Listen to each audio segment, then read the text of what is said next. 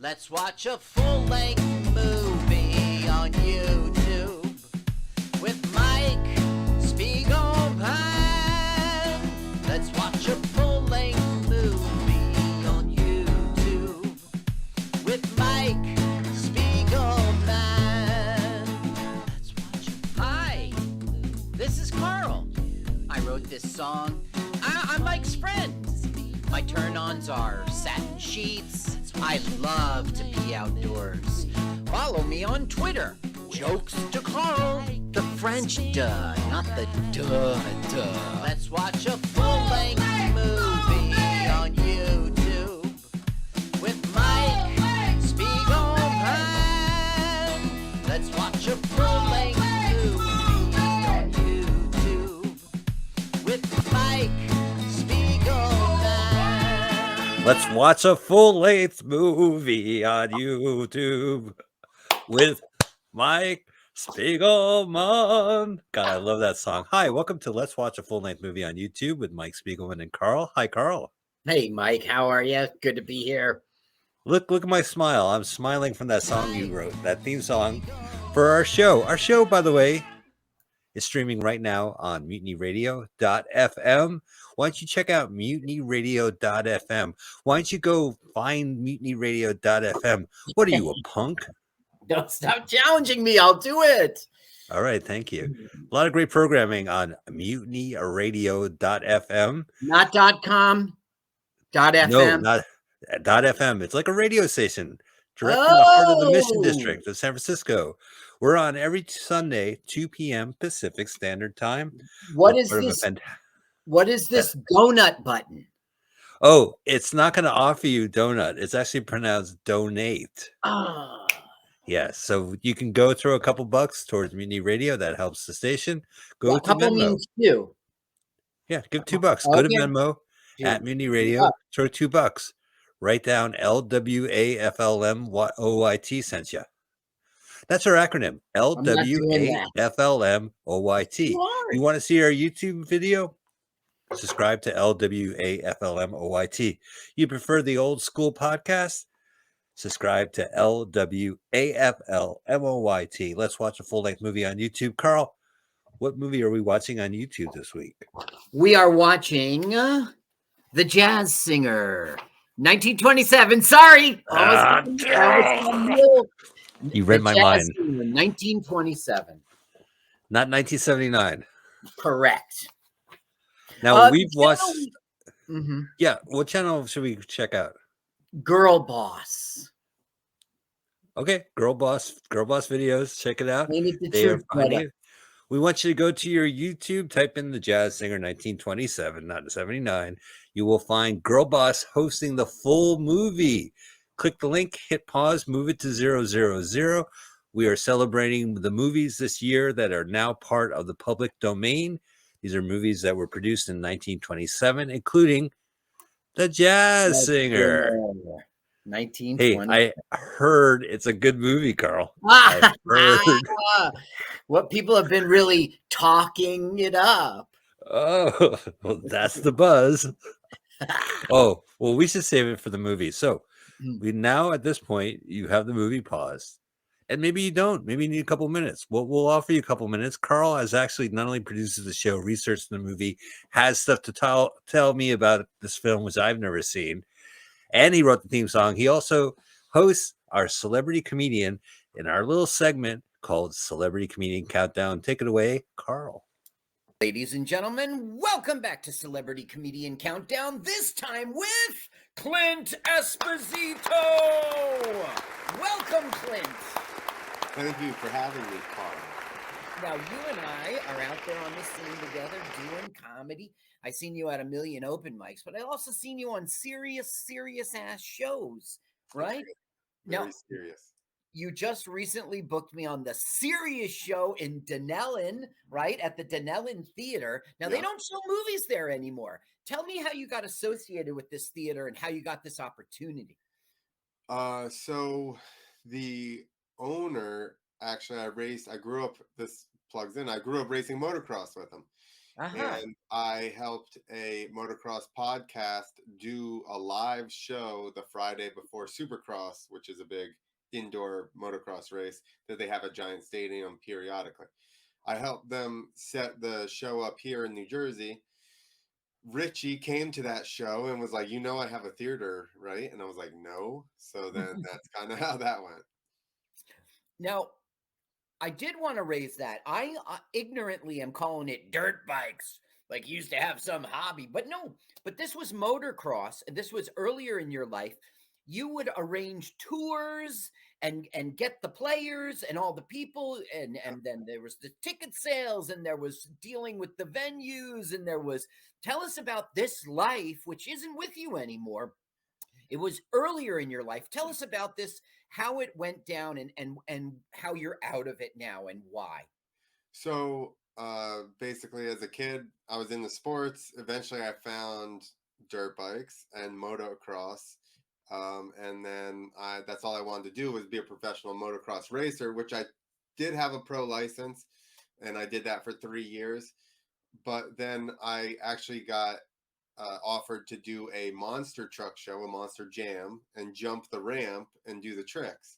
Okay. So where racing is all dependent upon how you finish, the freestyle, I knew what I was going to get paid, that my room was going to get paid for, yada yada, before it even showed up. Yeah. So I started riding shows for somebody else, and then obviously I saw the opportunity, so I started my own company, built my own ramps, and started booking all my own shows. Mm-hmm. Now I'm still being ignorant. It's not motor cross. It's moto. Moto. Motocross. Yeah, motocross, and then the other one is freestyle motocross, where you do the tricks. All right. And then I had been hurt a bunch of times throughout doing that, but then finally I think I got a little older, and it was more of an inconvenience as you get older. And then I basically, kind of walked away from it, because just booking the shows on their own, there's not that much overhead. So I walked away from that. And actually, while I was still booking shows, I'd gotten hurt, and I was announcing one of my shows instead of hiring an announcer, because I couldn't ride anyway. And I started just kind of slipping jokes in.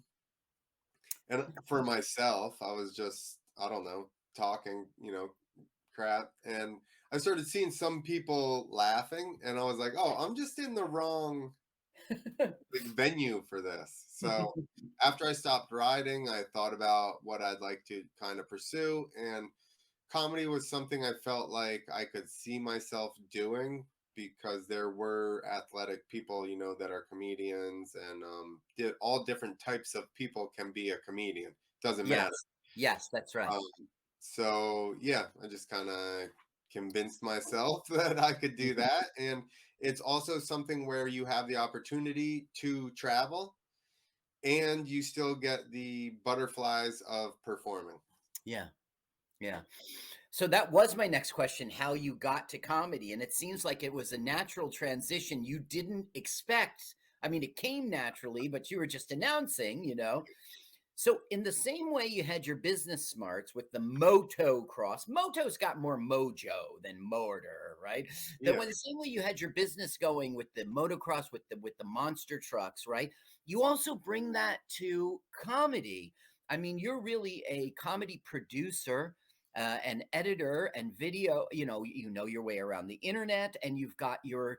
I mean, what is it? You have livestreamcomedy.com, which you That's made right. up during the pandemic. Tell me about the birth of that site.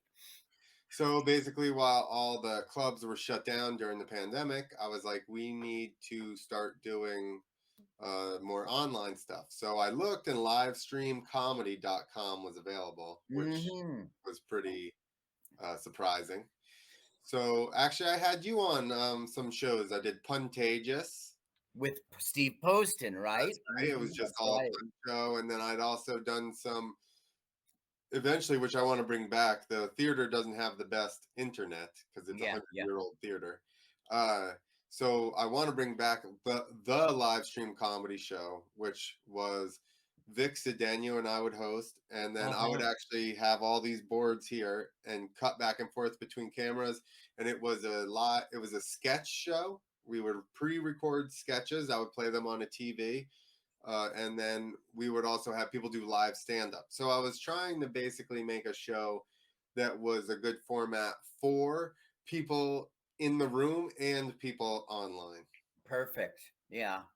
That's so, and you're thinking about bringing that back, like you said. Once I have a room where some internet can handle live streaming, yeah, I'm gonna bring it Now back. you're working on a new room now, right? A new room in Hackettstown, That's right. uh, Mama's, I think it is, and you're kicking off the first one with Camacho.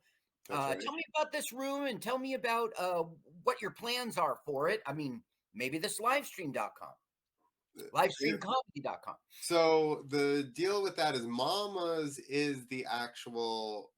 It's a restaurant, Italian restaurant that's been here in Hackettstown for like 50 years. Everybody knows Mama's. And actually, it was an old Quick Check. They built a new Quick Check across the road, and it was empty for years. And finally, they bought it and made it an event space. Uh-huh. So Perfect. they totally redid the whole space, and it's been empty. They basically just finished it. They're really promoting it. So then I approached them and was like, I would love to work with you guys because I want to have a room closer to home here, and I want to have something like once a month is the goal. And they were excited about it because they are trying to get people in the room so that they know it's there and they see that it's a great space. And Mama's actually caters the event. So with your ticket price, you get a full meal. You Hmm. get a choice of different pastas and chicken or eggplant rollatini. You get Uh-huh. garlic knots. They have coffee, soft drinks, cookies. It's a full deal. Yeah, full menu there and Yeah, full menu of comedy as well, with that's right. James Camacho kicking it off, Yeah, he's a big deal, right? He yeah. was he James on? tours around the whole country, just doing Yeah, stand up. So, yeah, yeah. He's been at Scotty's too. It was a while back, but he's out there for real. And I wish you good luck with this room. And it's good that it's close by, and it probably has much better internet. And you're probably going to get something going on. Now, hopefully. I want to ask people about social media and internet and stuff like that. But I know that you do a lot of work for other comedians, helping them with their online presence. One of them is Aaron Berg. So tell me how you fell into that and what you're editing and what you're doing for him and for other comedians on the internet. Well, right now, actually, I'm full force trying to push my own brand. Um, Okay. but with Aaron, I actually produced his Patreon, which was the bodybuilder, Uh-huh. and it was about getting into shape. Mhm. So, and that I produced the podcast for the Dojo of Comedy before. I produced Right. 2 podcasts for them, and Yeah. that's actually how I got referred to work with Aaron. So, Gotcha. Okay. but Okay. now I'm, like I said, just basically trying to use all of my skills to push my own brand so that way I can get hired at more comedy clubs and come tour to a city near wherever everybody exactly you. Well, you're too close. Not by I'm you, too Carl. close. Right, right, right, right. Well, People further away. this is broadcasting out of San Francisco, so There you go, San Francisco. right, right, right. Okay, so Clint Esposito, everyone at home is poised to watch this movie. Tell us how people can catch up with you on the internet, on social media. How do people find you out there and follow you? We've already mentioned livestreamcomedy.com, and that's a place. I think that's an alias for clintesposito.com, right? Yeah, that's a basically the page with all the shows, or the area with all the shows is linked to livestreamcomedy.com. But once again, I just put everything on my personal site because I'm trying to get my own name out there. So we Yeah. might as well drive everything to one place. But yeah, the website is, or my personal website is clintesposito.com. And I'm basically just Clint Esposito on everything. All social media. Yeah, Facebook, Instagram, YouTube. I'm really pushing Instagram and YouTube. And as far as I know, I'm the only Clint Esposito. So that's a plus. That's a very big plus. No, it's ESPISITO. What? ESPOSITO. Okay, I think I'll edit that out. Okay. ESPOIS. Nope. Okay. ESPOSITO. Okay, and Esposito, it's ESPOSITO. ESPOSITO. And Okay. Clint's like Clint Eastwood. Yeah, like Clint Esposito. Some people will say, in the year 2080, right? Like Clint Esposito. Okay, now, Clint, everyone at home, Clint Esposito, is poised to watch this film at the exact same time we do here in the studio. So Nope. everyone at home must press play at their YouTube device at the same time we do press play here in the studio. So why don't you go ahead, Clint Esposito, and give us that celebrity comedian countdown? 3, 2, 1, go. Thank you, celebrity comedian. Countdown. And celebrity comedian who did the countdown. Yes. And to all the countdowns that have celebrity comedians. This is the overture. You can find your seat. Yeah. Now, Mike, unfortunately, we're going to have to listen to an overture. We're going to have to, or people at home will get sick. I want to fast forward. Well, that's because you're not an audience member from 1927. Correct. Had you been an audience, you'd be like, what's that weird noise coming from this silent movie house? This film is considered the first talkie. It is. The first movie talkie. The first movie talkie was my great-great-grandfather, Mike Spiegelman the First, who was told, during the movie, shut up. Yeah. Will you please? I can't hear the piano. This is a talkie. And, my great-great-grandfather, Mike Spiegelman the First, would say, it's a silent movie. So shut up. So who gives a shit? Yeah, he was I know. ahead of his time. He was a prick. Now these are all the songs that we're going to hear in an overture? Yeah, that's right. It's all sort of opera together. That's the opera wrong together. word. Yeah, so that it can be like, it is all the themes that we will hear. The thing is, it's a myth that Hollywood just poof switched to sound. It isn't true. Right. Now, also, there was a movie before this called Don Juan, which was a much bigger splash in the day because it was the first one with sound. Now, it didn't do speech. That's what really makes people think this is the one, because they talk. Not only do they talk in this movie, he sings. He sings in Hebrew, right? He sings in English. Mm-hmm. Back then, they would have to have the piano accompaniment sing the Hebrew parts.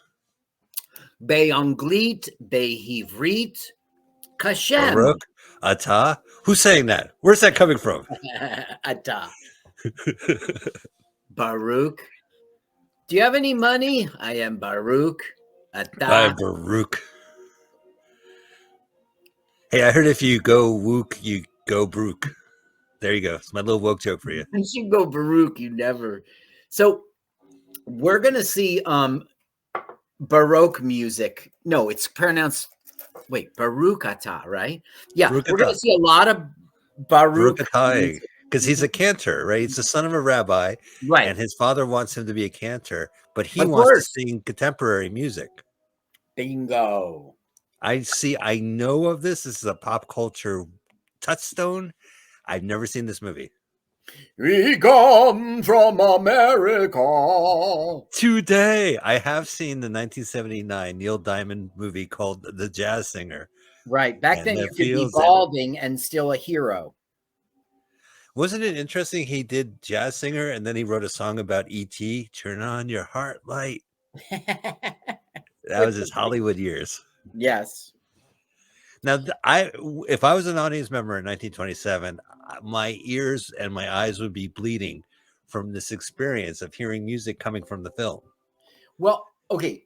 Right now, you would hear music like this on the film. It just would have interstitials, right?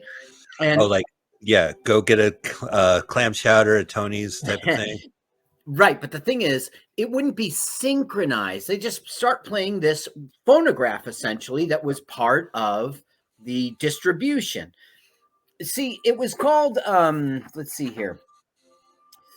It is a Vitaphone disc on sound on disc system. It's a class of sound film processes using a phonograph or another disc to record or play back in sync with the motion pictures. There's a mechanical interlock with the movie projector itself. So you start them both at the absolute beginning. The record would turn as the film went. It was interlocked. Cool. Cool beans. This is why I felt Tech AV Club. I didn't realize there was a grade. Okay, here we go. Now our movie's starting. But since it's 1927, we're going to see a bunch of credits. Right. I hate the opening credits. No, I'm kidding. Warner Brothers, right? That lot looks depressing. It was probably just Jack Warner's house at the time. Back then, these guys were like that. Just it was Sam Warner and his brother. And they were like that. As a matter of fact, when this thing came out, Sam stopped taking a pay cut while it was being made because it was so goddamn expensive. And he moved his family to a cheaper apartment. Now, once again, not a cheaper mansion. This guy was in an apartment. They were, it was Warner Brothers, but it's not like today. These were like a couple dudes on a lot. Roll them. Now, who's his decanter? Where's his dad? No, I know this story also because of The Simpsons. The Simpsons did a Krusty's dad is a rabbi. Yeah. Rabbi Krasuski. In every living soul, a spirit cries for expression. Perhaps this plaintive. Shut up, great-great-grandfather Mike. Is the misunderstood utterance of a prayer. So it's saying, okay, jazz isn't religious music, but God is music. And, maybe... there's God in this contemporary music. Yeah, way to relate to the young people. Like what else? Okay, gonna roll up with a skateboard. This is legit footage of the street. I'm sorry. Go ahead, Mike. No, I was just saying you sound like one of those young preachers with a skateboard. Look at these dangerous rides. How many people are here? Like 6 million, 17,000. Tons of people. No idea. Tons. Now, here is our cantor from Temple Beth, and he's, we're waiting for his son. Where's his son? He isn't home. He's going to sing tonight. It's a silent movie. He's not talking. There's title cards. Yeah, that's right. He's going to sing Kol Nidre. There will only be... Yeah, that's right, Mike. That's right. There will only be very little. There'll be certain scenes with sound. Okay. And when it comes to talking, there's only going to be 2 minutes in total of the full film talking, not sound, but talking. Carl, I'm going to have to get this out of the way because I know you and our listeners are tired of this story that we talk on and on. But back in the 1920s, Carl and I worked in silent movies. Yes. And one day we heard about this talkie film. And we said, whatever. So we were driving our jalopy. Yeah. So we had fuck you money back then. So we would buy these jalopies. Oh, I had hundreds of dollars. Hundreds. Yeah. Like literally $10 bills coming out of my pockets back then. Wait, Mike, I have to interrupt you. This piano player is like the weirdest looking motherfucker ever. Ooh, he's singing. But when you see him, who's singing is Jackie, the son. Now, this is a commoner song. This is a Goyish song, right? This is not like a Jewish. Yeah. Of course. What do you mean? He's in a honky tonk. So listen, I know you're tired of this story, but we were driving our car and we go by the Warner Brother Theater and it said the jazz singer, and we said, "All right, for a lark, let's walk inside this. This will never work." We said. We went inside. There's title cards. Yeah, and we went inside, and people were uproariously yelling at the screen. It was incredible. Then we knew our role in silent films was over. That's when Fishburgers was born, and we were doing talkies from then on. That's right. We went to community public access channel. He's eating a chicken bone. He's so impressed. This is Moishe, and he has seen that the rabbi's son is singing with some goys. Oh my he's God, I running gotta tell home the to be a rabbi. tattletale. He's run. He's not a Yeah, I rabbi gotta or run to the anything. rabbi. He's called a kibitzer. Kibitzer. He's Oh, just like kibitzer, yeah. the Mhm. gossiper, Right. the yenta. Right. So he's like, do you know what your son is doing? He's what 8 years old, singing in "Keep Running." This is pretty cool. The street. So this is not like we watched Oh, it's the real. It's not a set. because we watched Dead End and that was a set. Oh, The yeah. Bowery Street Boys. So basically what's going on is he's like, where is this kid? He's supposed to be singing. And the mom's like, maybe he doesn't want to be a cantor. And he's like, shut up, woman. Are you crazy? 5 generations of cantors. He'll start the fasting on Kippur without supper. Yeah, you got to get a little bass in your stomach before you start fasting. Yeah, that's right. Yeah, if you skip a meal before Yom Kippur, you're screwed. You see, he Gotta- kissed the Yeah, what do you call it? It's apparently on the wrong side of the door. It's supposed to be on the right side, and it was on the left. whatever. It's 1927. I don't know how they did it back then. Yeah. I have mine on the left side. I have one. Wait, you have yours on the left side? The Yeah. internet complains Wait. about Well, no, when you approach the house, right? yeah, I think it's on the right side door. Oh, as you right, not as you Right. exit, but as you enter. Yeah. Mm-hmm. But when I exit, it's on the left side. Because you're lefting it behind. Not right, left. It's very important. You don't want the angel of death to kill you. You want the angel of death to see it and pass over your house. Right. Yeah. Look how ugly this guy is, or how weird looking he is. Ooh, he's like a demon. Ooh, but Jackie's no better. Family entrance. Do you Now have a this- rabbinical entrance? That's literally his family walking in. This kid would go on to become a director, and he would do well. And he died in like 1950. Wow. Now So he was pretty young then. This is the late 20s. Yeah, let me look. You got the celery. What are you going to make? Now, all the way home, he like the reverse of drags him. He pushes his ass. How embarrassing. The whole neighborhood sees your dad dragging you home. Yeah, I know. You hang your head in shame. Now it was, I'm sorry, not 1950, 1990 he died. That's pretty contemporary. Wow. His name was Bobby Gordon. He was age 13 right now. We're seeing him. Now, what is it with the buttons? You know, the internet says his buttons are wrong. He's going to go in. He's going to get him. He's going to get a whooping. And when he comes out, his buttons are wrong. I didn't notice it, but kind of because it doesn't matter. That's some whooping. There's some interesting. Oh, what's it say though? Buttons, yeah, go very back. What the fuck does it say? Why would you? Is he punk rocker in the 1920s? Like, why has he got buttons? The Clash, the Jam. What the fuck's going on? Yeah, the Jam. Right, that's perfect. The Jam. What does that say? Think, but you misspelled think. It says thimk. What kind of crazy button is this? He says, "If you whip me, I'm running away." And he's not kidding. He's not kidding. Oh no!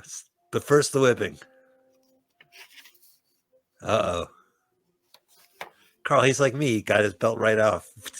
Yeah, just like you did it relieves a lot of pressure. Yeah.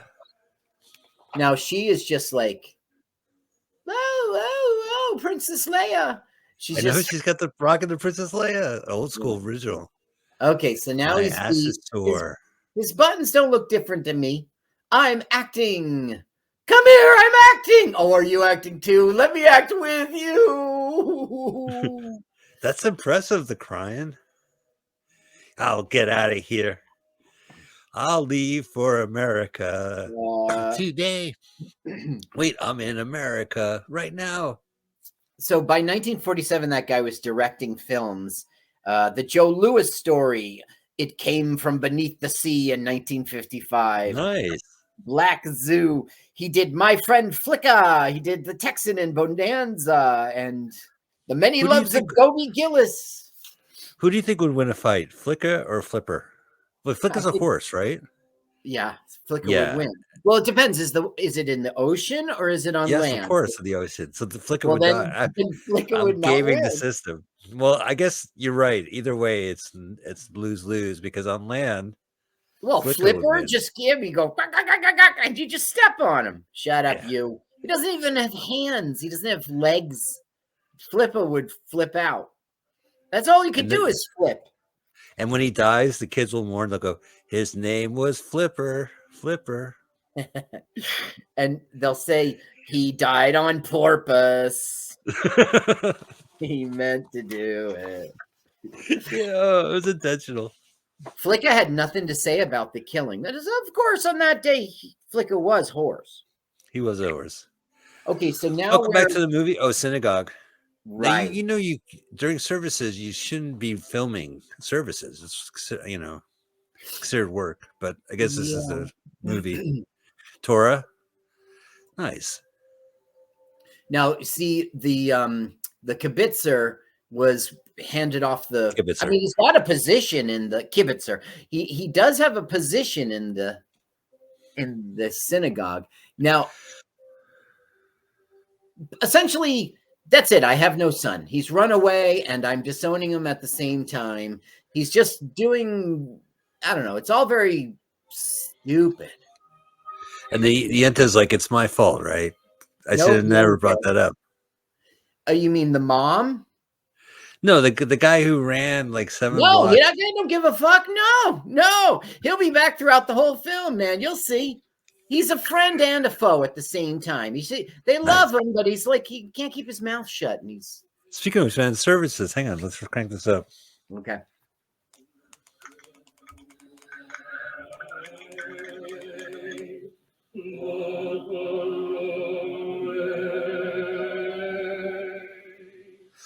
The kids are faking it. They're just moving their mouths. It's not in sync. Now listen, this Don Juan was released in 1926. It was a huge stir in Hollywood. It had synchronized sound effects and music. Now, not dialogue. They could have done dialogue. It just didn't occur to them. So music, sound effects. But you could see with the music, the mouth was going, it was in sync. This film did dialogue, and that's why it got immortalized. I mean, like, it's cool, all this Jewish stuff. Yeah. It's a film best known for the main character dressing up in blackface, which is unfortunate, but I do like the Jewish background. Yeah, it's really unfortunate because that was deplorable and despicable. The thing is, it wasn't really despicable of this guy. It was more like despicable of the society, but too bad. Right. You're the poster child. And they're going, Mammy! They always make jokes about it. That's another thing. I mean, as a generation that watched Bugs Bunny more than, say, the Jazz Singer, this movie is like a pop culture reference point, and we know the reference point more than we know the actual movie. Right. That's right. More than we know the actual movie. So we know Mammy, the reference. Yeah. Right. Now, when I started watching this film, he started doing some songs, and I was like, I know that song.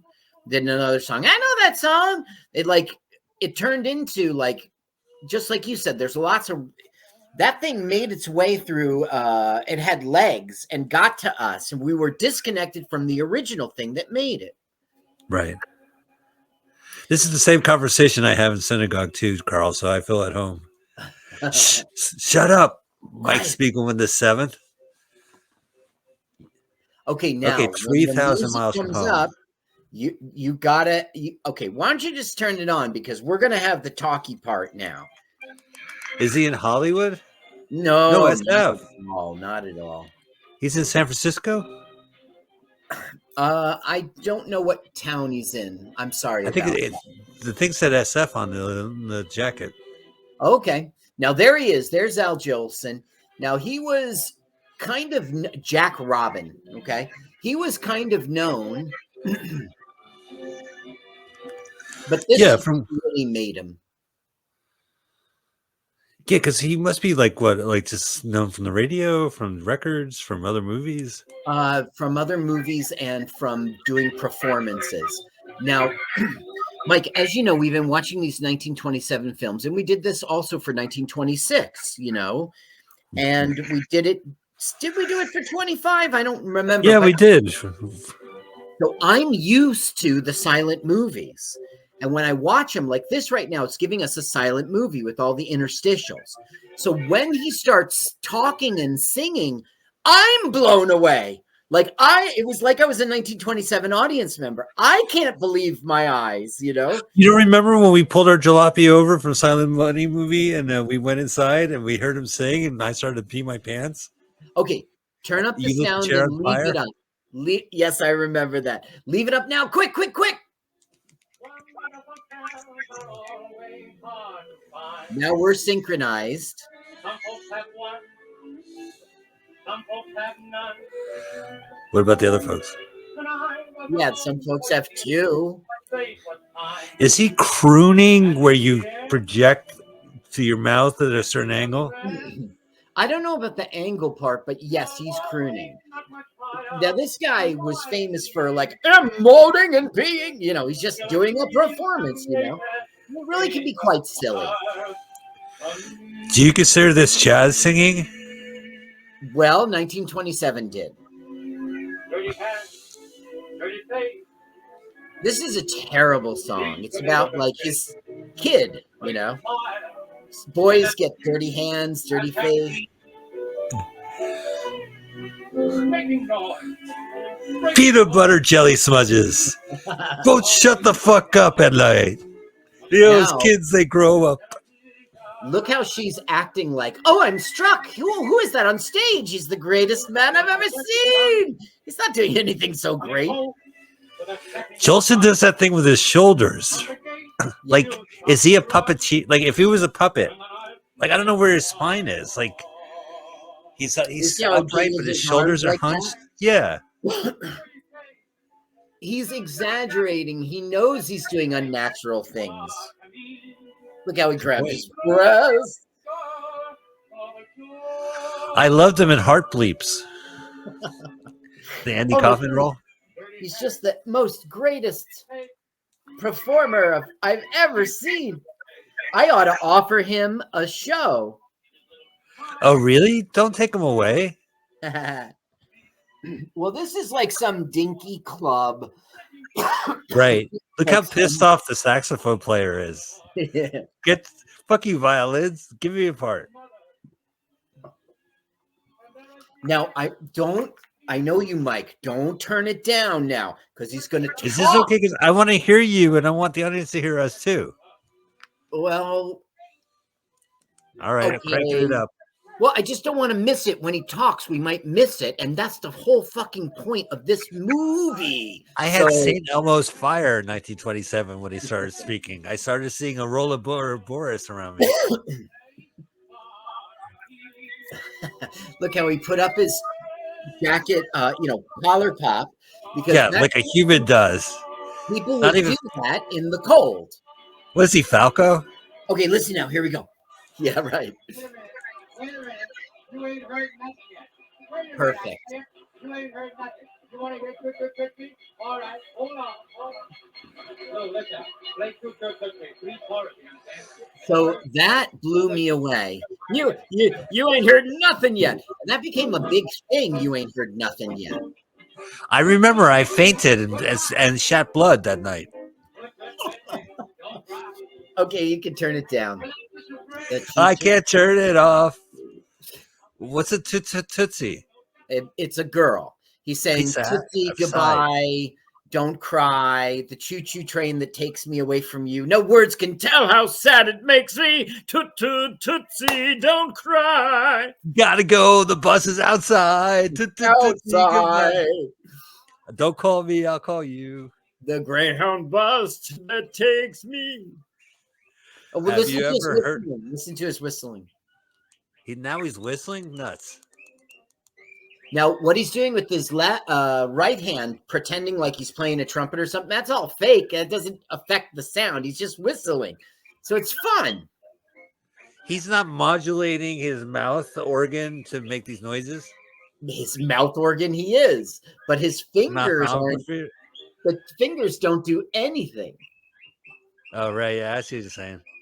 He's not, yeah. It looks like he's pressing, like playing a clarinet or something.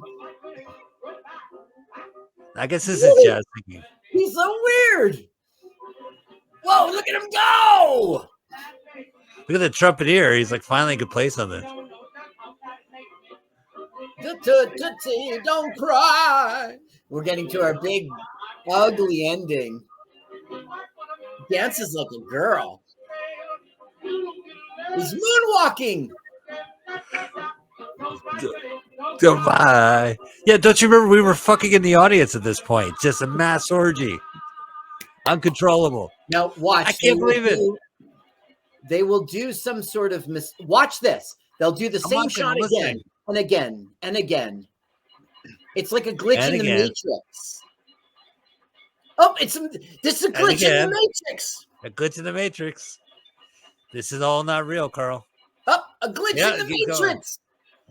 This is me on my Instagram. Check out the standing ovation I got. It lasted 6 seconds. So we'll just loop it.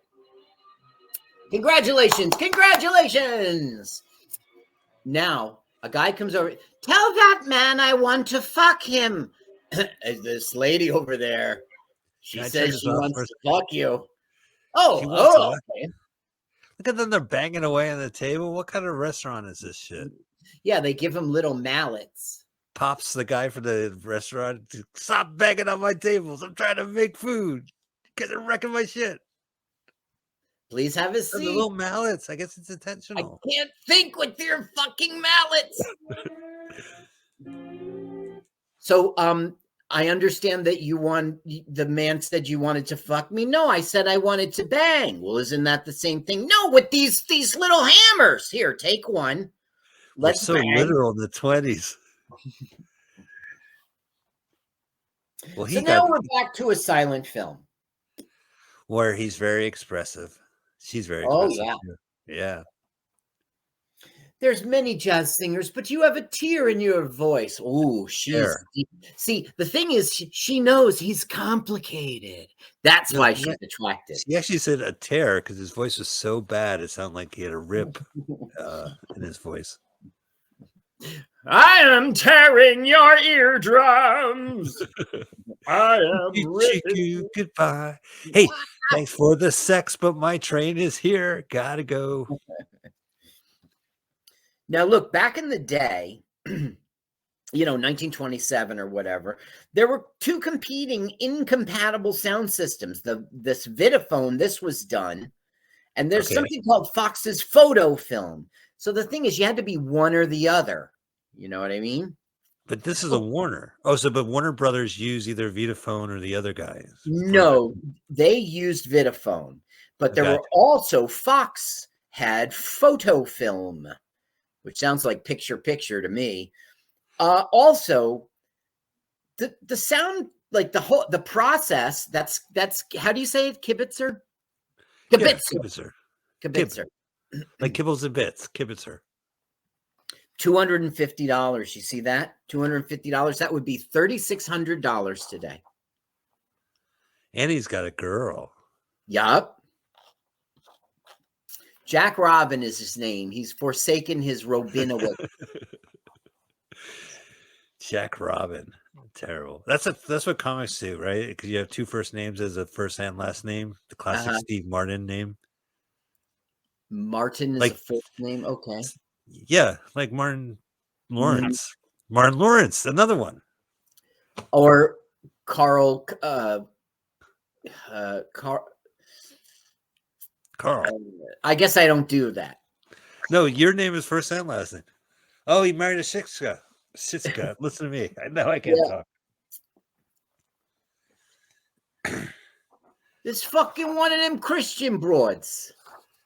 So in so many words. Shitska. Why can't I pronounce that? So the one Jewish guy meets his friend in the park and says, how's it going? It's going terrible. I sent my son to Israel and he came back a Christian. The other guy goes, what? We got to go to the rabbi with this. So they go to the rabbi. He says, look, Rabbi, he sends this kid to Israel, comes back a Christian. He goes, what? We got to talk to God. So they go to God. And the rabbi's like, look, this guy, he sent his kid to Israel, comes back a Christian. And God goes, well, I don't know what to tell you.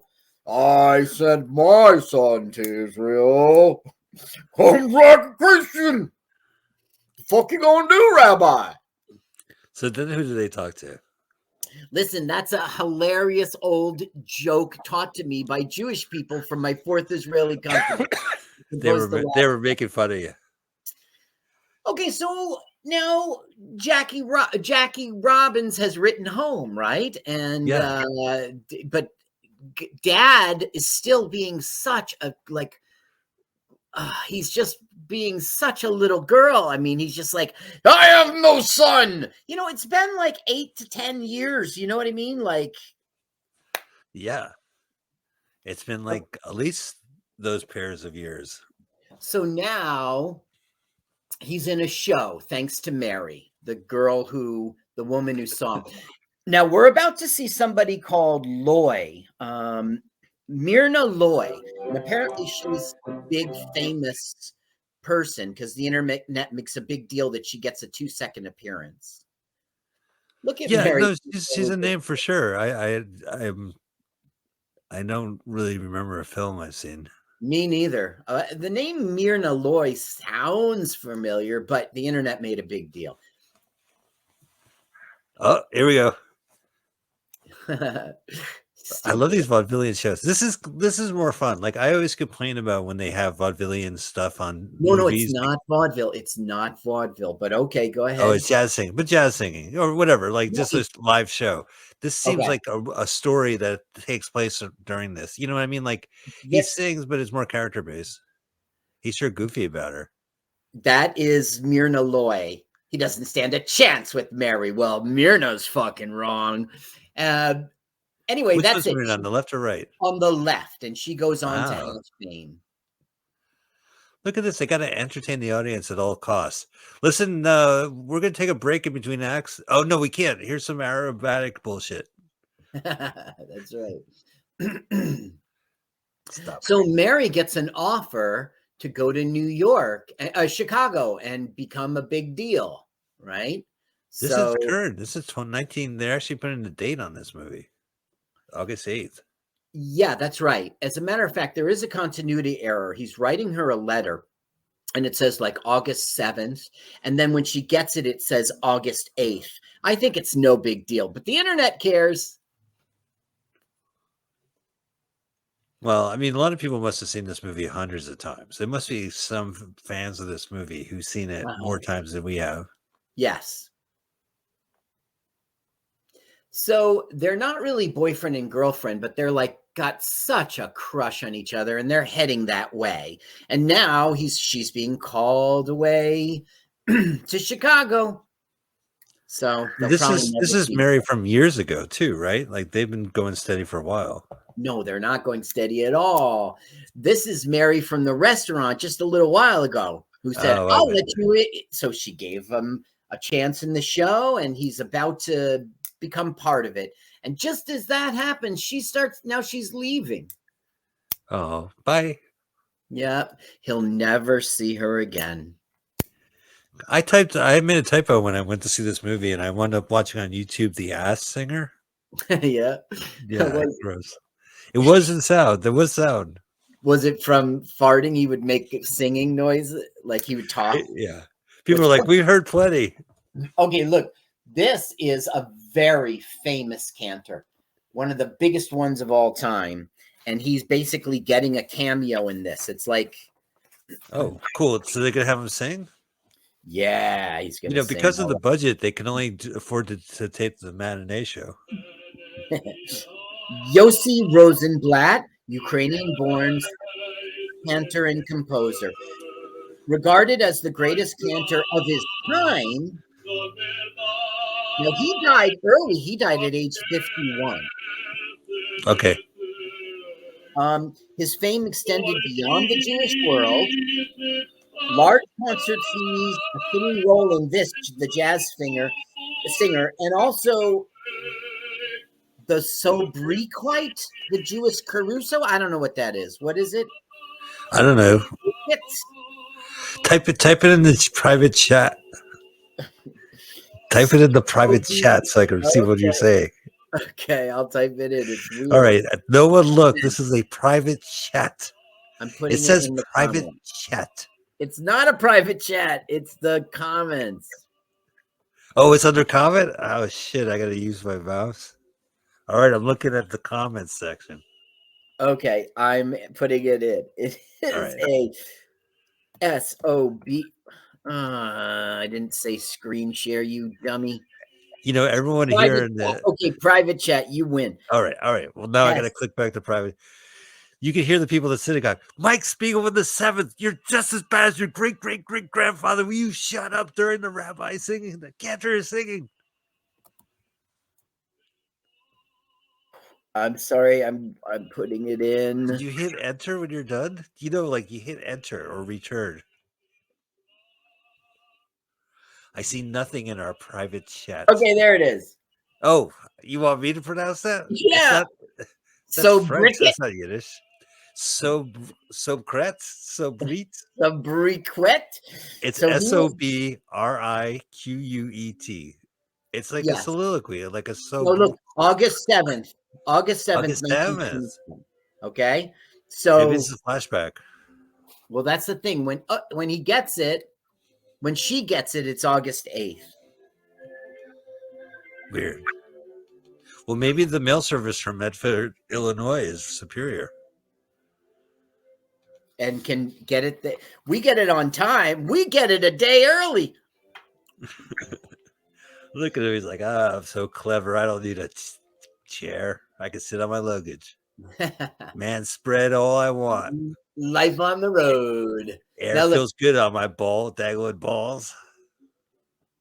it feels good on my dangling ball because that kind of material, it just blows right through. Oh yeah, right. The breeze goes right through there. A little drama.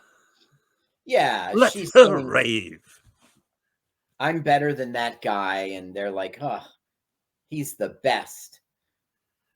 So I didn't realize this was all mostly kind of half silent and half talky. Billboard. Yeah, Look at that's this. the thing. They're so in tune. Now look, when he goes and visits his mom, we're gonna have a great segment. We got to listen to the whole thing. Okay. Yeah. All right.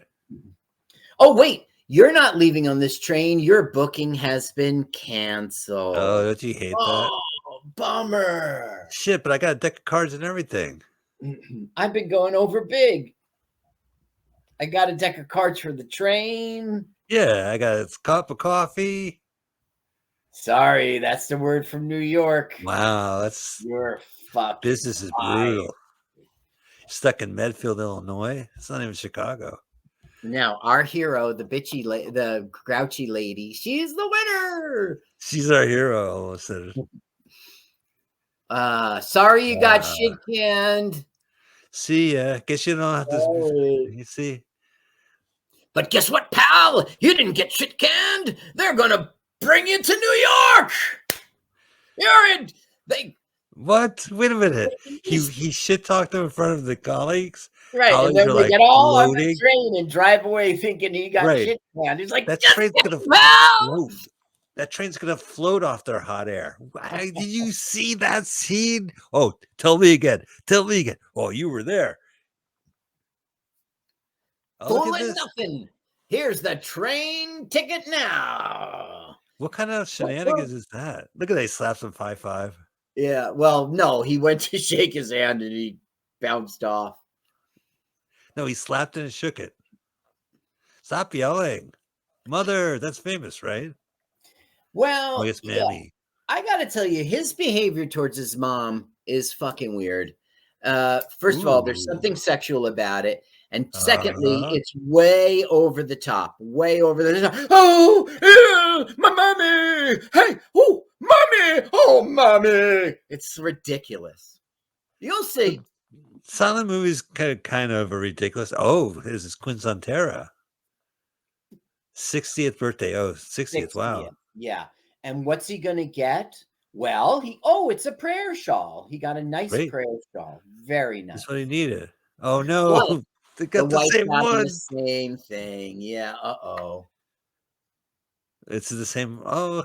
No, boy. Oh, my goodness. Life is so crazy. Maybe the guy at the department store is like, score, sold 2 in one day. Now, here's Moshe. Now, what has Moshe brought? He's president, and guess what it is? He goes, XXX. he goes, I got this because I think you ladies need some nice jugs around here because you're deflated pancakes. Oh, bottom line. And what did he get for the 60th birthday? It's a fucking prayer.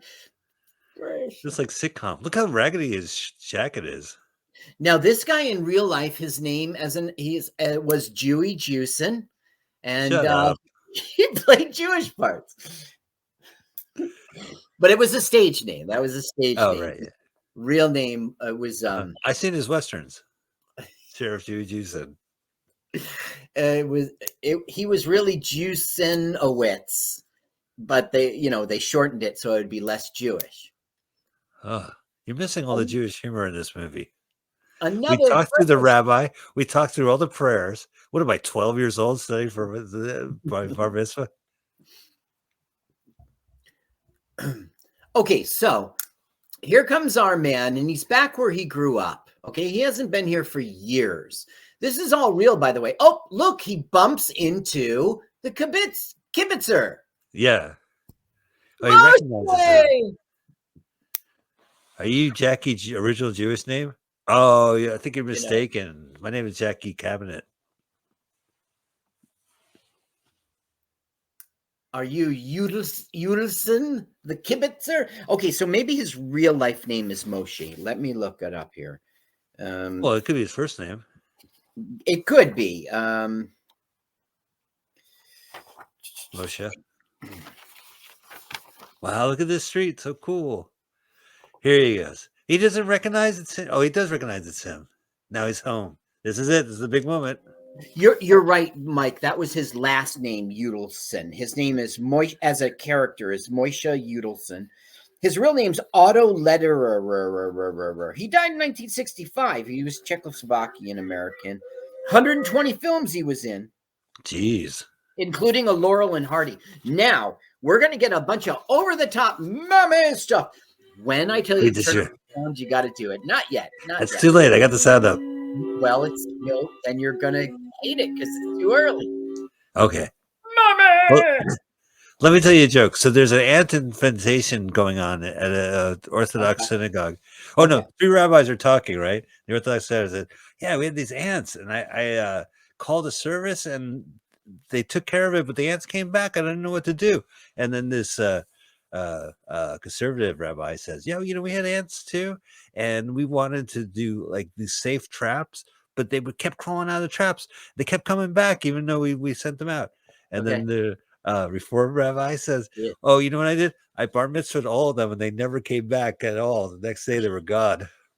Never showed up at the synagogue ever again. Right. You just bar mitzvahed them. Yep. I get it. That's Reform people, but they do come for Passover and Yom Kippur and right, don't they? Yeah. Come to... Who? What? The ants or Elijah? No, the Reform Jews. Oh yeah, no, it's just a different type. It's all it's all good, Carl. Look, mommy, I got this ridiculous triangle case. I thought he was gonna pull out his heroin needle. Now look. Oh wait, he got a present for her. All right, don't look. It says, "I love you, mommy." Yeah. Now he goes, did you steal? Watch this interstitial. Jackie. Okay. Diamonds with stones in it. You didn't do anything wrong, did you, Jackie? Jackie. Jakey. Jakie. Look, you ain't heard nothing yet. You see that? Weird. They used the interstitial for that too? Now look. Didn't his picture used to hang there? What the fuck, Mom? Right. That's he saw ass sore 8-year-old, 13-year-old version of him. Oh, right. He doesn't exist here anymore. The fuck's with my picture? Jockey. It's Dad. It's sad. He doesn't have a son anymore, so why would he put up the picture of his son? Now, in real life, that dad is only 6 years older than him. He is older than him, but he couldn't have had a kid at 6. Get typecast as an old guy, and that's it. Boom. Pow. I'm trying to think, like, was Al Jolson like relevant in the Yeah. 60s? 60s. Like, at what point did we started picking up on him for pop culture wise, right? Like, did he have a show in the 50s? Well, I gotta. was- No, not really. He went away. I'm gonna tell you about it, but not right now. Turn up the Okay. sound now, because this is course. the big thing. Now you'll know this song. Tonight, smiling at me, nothing but blue Look at him emoting. skies I see. He bats his eyes at you. Yeah. He's just like, I'm fooling around. I'm fucking around. You know it. I'm having a fun time.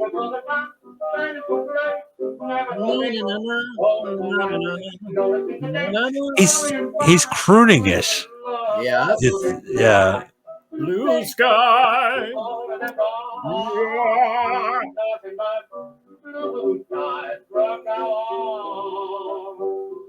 Now, check out this great dialogue. A lot of this lived. And anybody I know of. It was ad-libbed, or they had one take? Will you give me something? You'll never guess. Shut your eyes, Mama.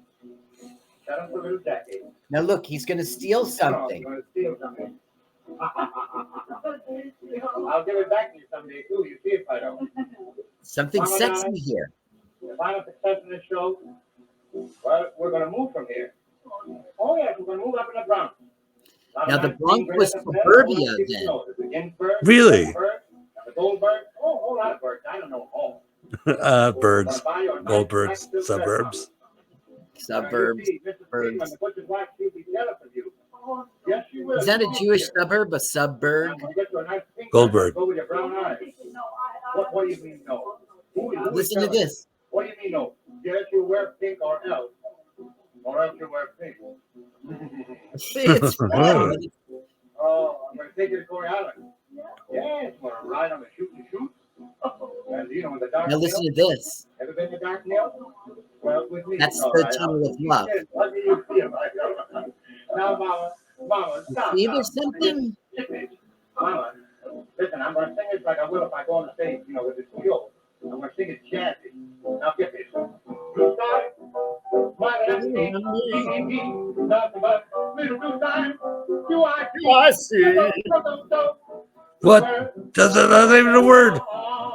Oh, nothing but. You like the slap thing, Mama? Awkward. Oh!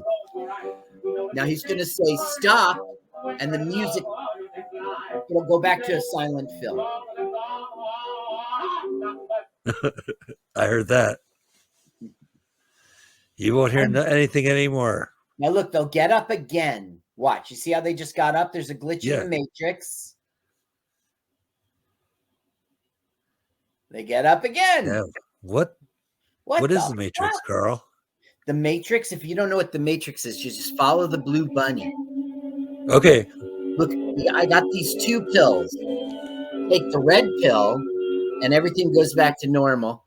Take the blue pill, and you're going to be stoned out your mind. Carl, give me the blue pill, motherfucker. It's an acid peyote mix.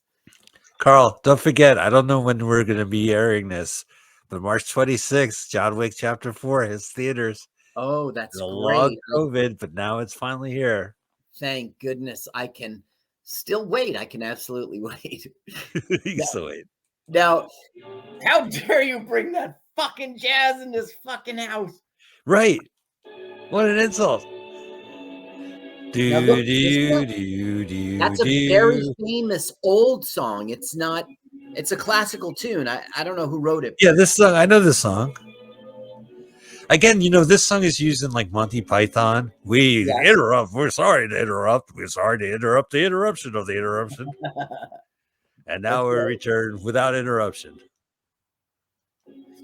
So he's basically saying, look, hey, you don't want to be a cantor. 5 generations were a cantor. And he goes, look, I'm sorry. This is, you grew up in the old country. I didn't. I grew up here. You'd feel the same way. This is another day. Kind of a good point, I guess, even though he's betraying 5 generations of cantors. Yeah. It's a heavy load. This guy was a Swedish actor. He was American, but he's from Sweden. He did a bunch of Broadway stuff and film, but he was always known as the Chinese character. He played Dr. Fu Manchu. He played Harry Chang in Shanghai Express. And for 16 films, he played Charlie Chan. Unbelievable. No, he goes, many happy returns of the day. He got him. What do you think he got him for his birthday? A phonograph? A prayer shawl. Oh, sorry. I go like this. Moisha. Aye. Moisha, you listen. In here.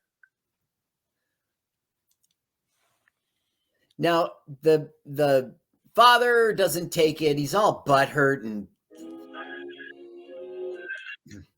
just what you needed.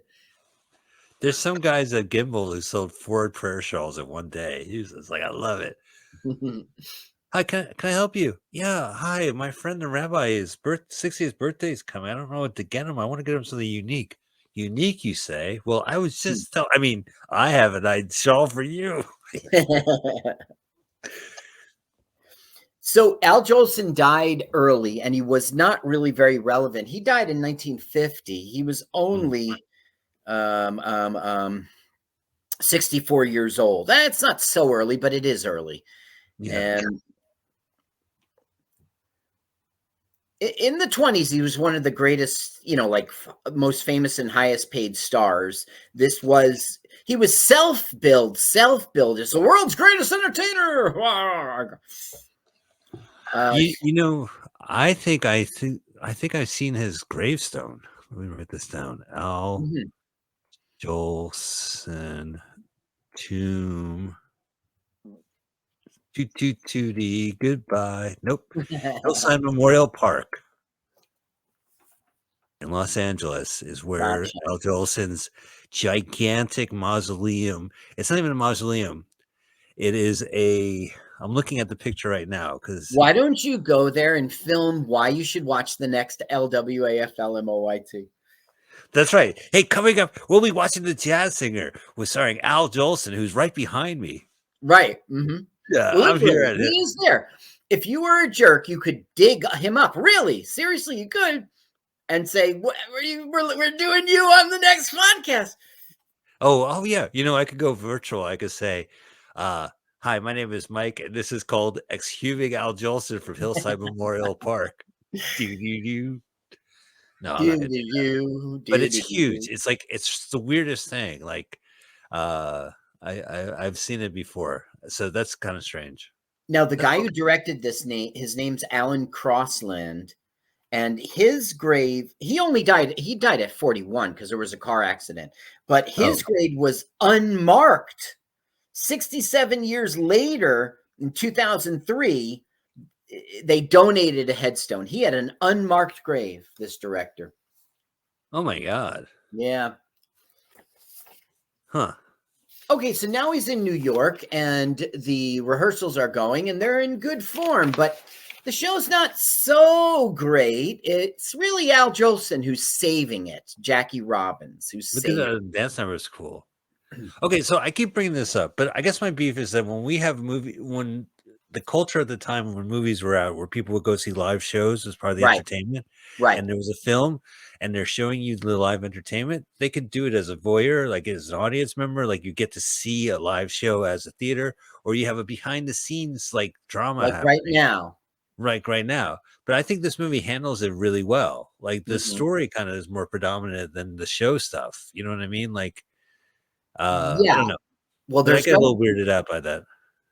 Well, you're going to get weirded out because there's a lot of backstage stuff here in which, like, they're appealing to him. Well, I won't ruin. I kind of want to ruin it. Oh, there's Mary. I thought we'd never see her again. Right. Well, she left her hat here. She had to go pick it up. So now we find out Mary's the one who recommended him for the New York show. That separated him from his current entourage. Yeah. Unless they're in Chicago and no, they're definitely No, in New they're in New York. York. Yeah. He went So- home. I don't know how Mary got from her Chicago review to New York, but she has, and she's gotten Al Jolson the job. Goodbye. He goes, "Hey, what do you say, Mary? Oh, Mary. Oh, does he talk? love of my life." No, There we you won't go. be talking. Mary. God, who holds their hat like that? What do you mean all the time back then? It's like 10 and 2, but 2 hands, like Look, cover up everything your was record. different. Look at his hair; it's all greasy. It's greased, but everybody's is, and Right. he's wearing lipstick, but that's because he's in a movie, But still, the button's all the way tight to the top with the, it was just a different time. That's like we saw that 1936 movie and their vision of the future. That was Things to come. their vision of the future. They were still their 1930s hairstyles and Sure. style of dress, even though it was moderned up. Oh, then it's you I gotta be thankful for. That's right. Yeah. We're gonna do a reverse Me Too, buddy. Oh, is she gonna approach him? Yeah. Welcome to the show. I'm sorry you have to bang her to get the role. Well, you've got a hard spot to fill. This isn't going to be easy. That's all right. You need to see my tootsie. Oh no, that's yesterday news. Tootsie, goodbye. You think Tootsie Roll came from that? Tootsie Roll. I wouldn't know. Tootsie. Yeah, maybe. I bet you there's some history here.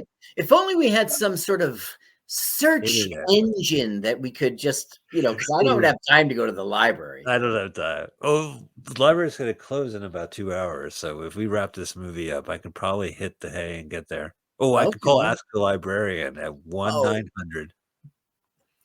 What happened? He's got stiff disease. He's got boring stiff disease. What's going on? The rabbi is sick. He needs 2 women to walk around his bed at all times. He goes, look at your no good son. He's gonna be right here tomorrow night. The April. He's got glasses and he puts a spectacle. Oh no, it's just one glass. He's got that weird monocle. Monocle. If Jackie knew his father was sick, he would come. So why don't we go and fucking bug him? And that's what we're gonna see now for an opening lot of the film. But he's going to cancel you can spoil this. He's going to cancel his opening night to be home with his dad, right? Yeah. If that's the plot. Yeah, but I mean, it's a long road to get there. But yes, Michael, yes. Now, are we going to eat our cake and then have our cake? Are we going to see him perform and then he's going to run home? Yes, that's right. There's a dress rehearsal, and this will be our opportunity to see him perform. And then, for the actual, but the thing is, it's just opening night. Now, the thing is, how much money is invested. Tens of dollars they've put into this. And then they're going to have to cancel their opening night. I mean, we stand to lose $1,850. So anyway, but I'm saying, equivalent today's money, he really is going to sort of screw them because their opening night, that's when I'm sure it was a sold out house. So professionally, he's fucking himself over because he's leaving opening night. Romantically, he's screwing the pooch because she got him there. They're really in love, and now he's going to walk out of her. But however, it's for family, which at least she should understand. So she'll come back. In the end, she will understand. Now, look, he was the first. Al Jolson was the first to entertain the troops in World War II. Look at you. You don't belong. He's the No, but first. I thought it's funny. Like he's staring at the legs and he's like, Yeah. yeah. So when he's gonna have an awkward scene with that lady right there. You see the lady sitting there when Yeah. I don't get that. Like It says no smoking. He thought the it sign said says, no smoking. Who's smoking? okay. The Yeah. Hector. What the fuck you say? Jack Robin. Okay, now when the guy walks away, watch his interaction with the cute girl. Okay, I'm watching the cute girl right now. Eyes are on her. Ooh. And she's still checking him out. Noodleson. So anyway, you know our guy. He's not going to take some bullshit like sorry. So he just bullies his way up there and he goes, Jackie. Hey, Robin Witch. No, Robin. Mary doesn't like it. Mary, what the fuck's this? This interloper. Tomorrow's the Day of Atonement. They think he's singing Yom the synagogue Kippur. jockey. Okay, so as I said, he was the first to entertain the troops in World War II. So in 1950, he was also the first to entertain the GIs in Korea. He says he performed 42 shows in 16 days. 16 days, 42 shows. Do the math. How's that possible?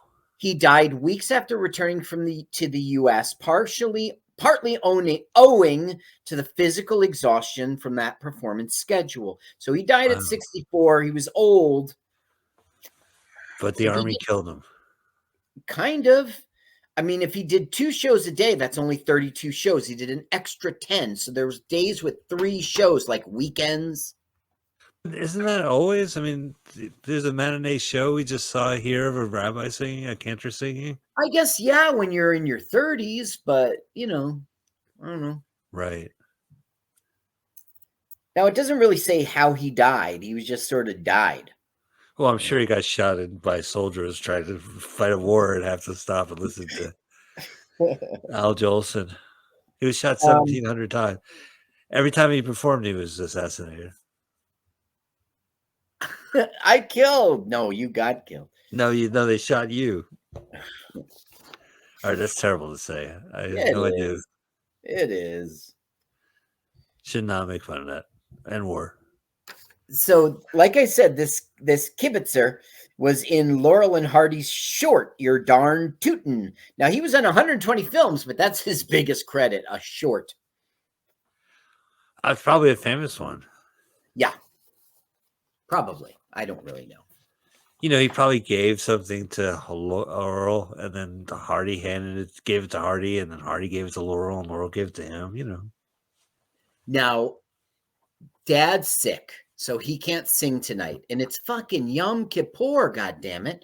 So he's saying, you gotta sing. Right. The first Rabinowitz in 5 generations to fail your God. Well, you know how to.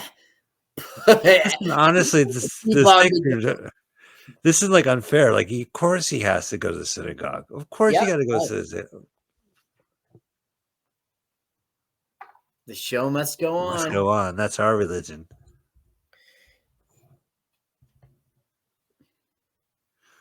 Oh, wait, is he going to put on blackface on Yom Kippur? Yeah. Yeah, he is. Now, you ain't heard nothing yet. Al Jolson's famous line was an ad lib. The intention was that the film should only have synchronized music and not speech. But Jolson dropped that line, which he always used in his stage act. You ain't heard nothing yet.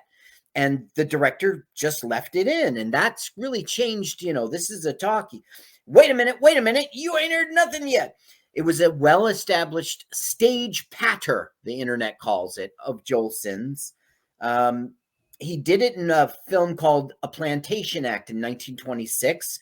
He had, it wasn't with sound, but you could see his lips. He said, you ain't. So anyway, the line became an all-in joke after a while. In 1818, in a concert celebrating World War I, he ran on and said that. Amid the applause of a preceding performer. So he said, you ain't heard nothing. That you're like, forget that guy. It's my turn. That's weak. The following year, he recorded the song "You Ain't Heard Nothing Yet," so it became a song. Oh, he's really sick. Well, he's acting like he's sick. He hasn't left the bed since for the last 20 minutes.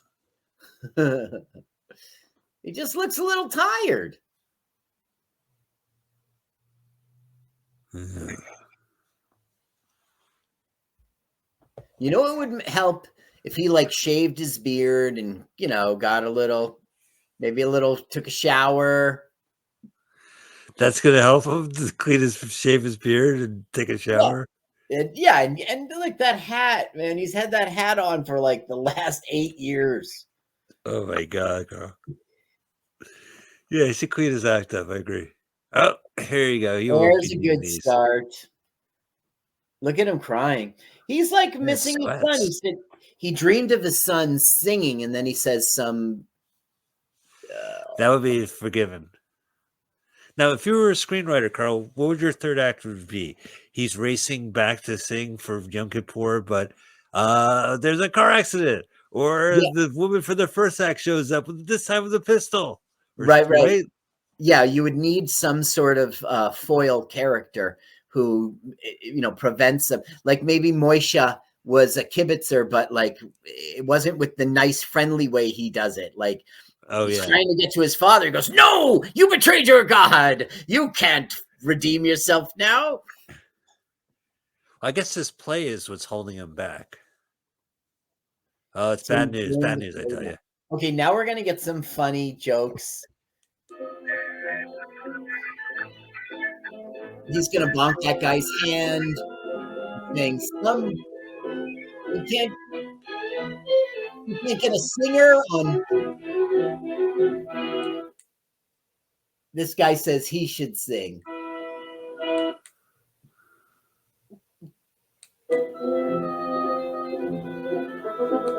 Yeah, funny. Yo. You can't even talk it.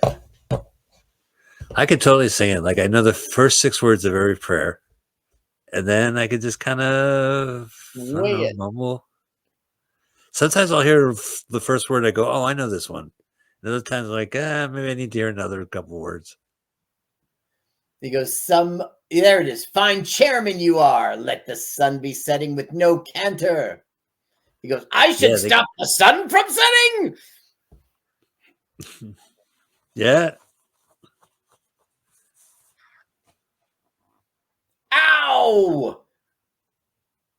There you go. And that's it. That's the last funny thing in this movie. Now it's the funny. Well, he will get to hear it. It's pretty funny. Look, what a racket! Let's play tennis and dance with our. His show is weak. Look to that jazz singer. Oh, this is a great show. Our headliner, Flaky McFlake will be coming up. Can't wait. Why do they call him all Flaky McFlake? Now he's going to do the performance, but he's kind of sad about it. You know, he knows what he's doing by refusing. And now so he's kind of sad about it because his dad is sick. His dad's a rabbi. His dad is a rabbi on Yom Kippur, and they don't have anyone in 5 generations to sing Kol Nidre. And it's down the street. Okay. And it's really close by. Yeah.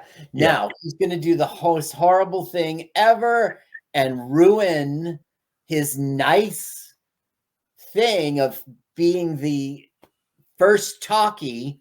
And he's going to get in blackface and just ruin it. Right. I know. This was we were watching a nice Jewish film with Jewish jokes, and Jewish music, and now he puts blackface on.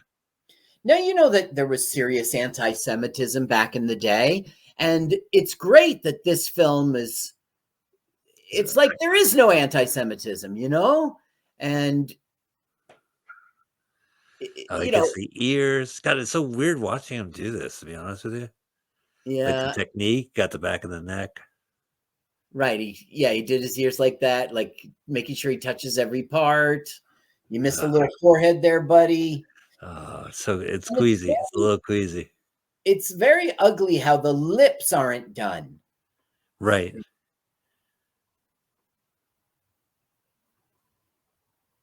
Now, do you think Mickey Mouse is a minstrel variation? Look at that. Yeah. It's even worse.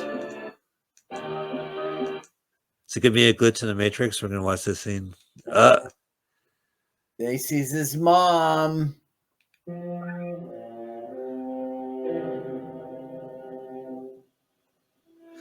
She's afraid. I'm worried you're afraid.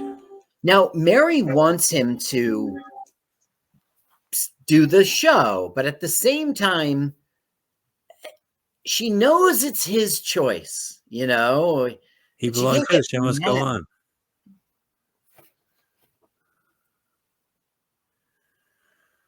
Yeah. Now, the guy, okay, the author, right? There was an author who made a book. That's what this all comes from. In 1917, this guy, Ralphinson, native of New York City's Lower East Side, he was in Champlain, Illinois, and he saw Al Jolson perform for a musical called Robinson Crusoe.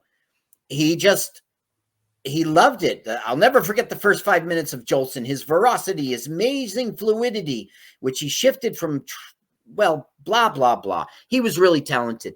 So a few years later, he wrote a story called The Day of Atonement. It's a short story, and it was about Al Jolson, a Jew named Jackie Rabinowitz, based on Jolson's real life.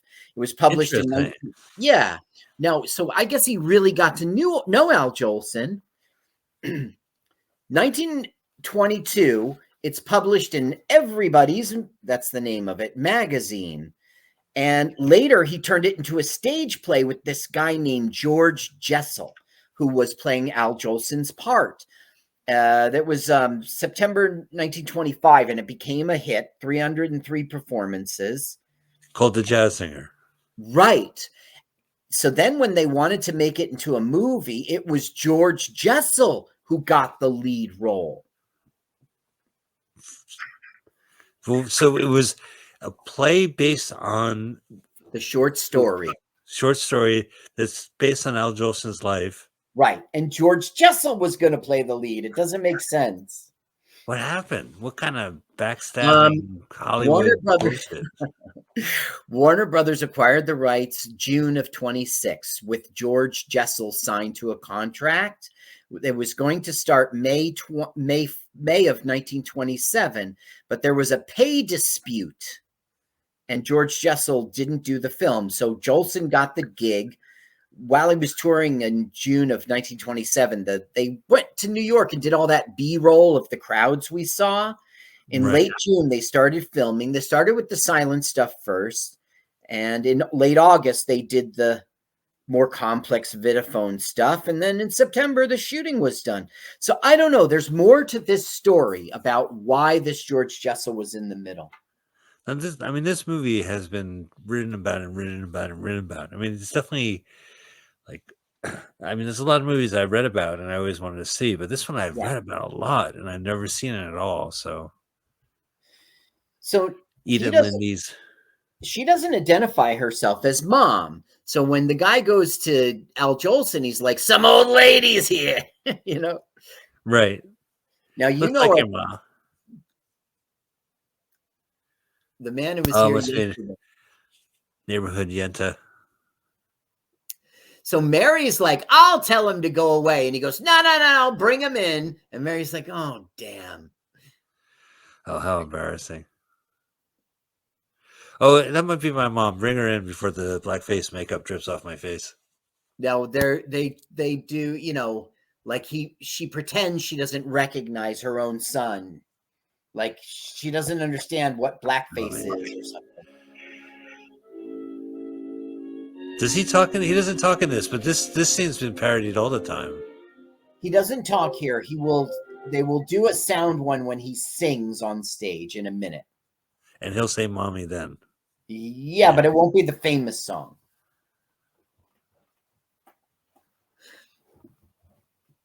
She can't recognize her own son, Carl, because he's in blackface. Yeah, was that funny, his joke? Like, it's not Jackie, it's his shadow. Yeah. Papa is calling for you, you know? It's like Mary's like, it's like, come on, Jack. You know, the dress rehearsal is just as important as the opening show itself. So he's supposed to be getting ready, but he just keeps hesitating. It gets to the point in which they're like, fucking now, you know. In 2 hours, it's going to be the Day of Atonement. It's going to be, you know, Seder. Sabbath? No. How do you say it? Oh, it's on Yom Kippur, or? Yeah, see, it's Yom Kippur. It's not just Sabbath. It's the sundown on Yom Kippur. It's the time to start fasting. Right. Yeah, because you can't fast during the day of Yom Kippur. You gotta sit there and pray and atone. Right. You need to. Unless you have a show, and then it's okay to get into blackface and sing.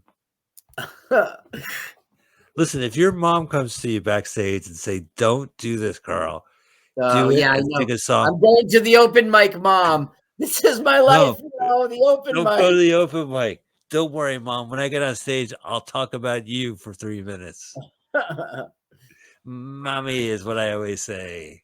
So now the management are like, fucking now, Jolson. Now. Yeah. Now. Jazz singer now. Come on. Now.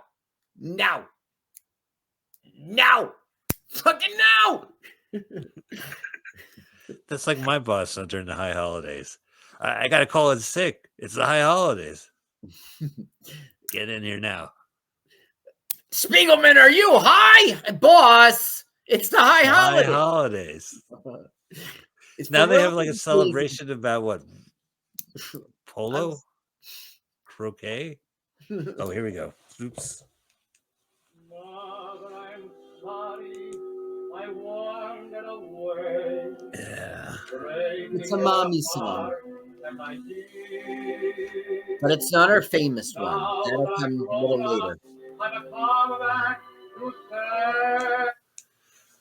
We should listen to all his songs. I don't know. It's up to you. It's in the public domain, but he's not going to talk. He's going to sing.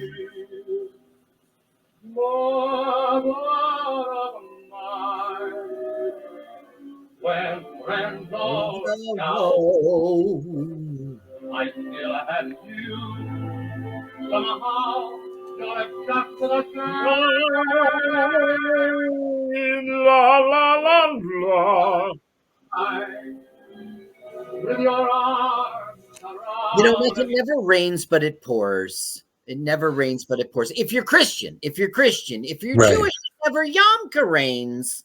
But if Yom pours once a year, you must atone. I saw that on the kosher salt box.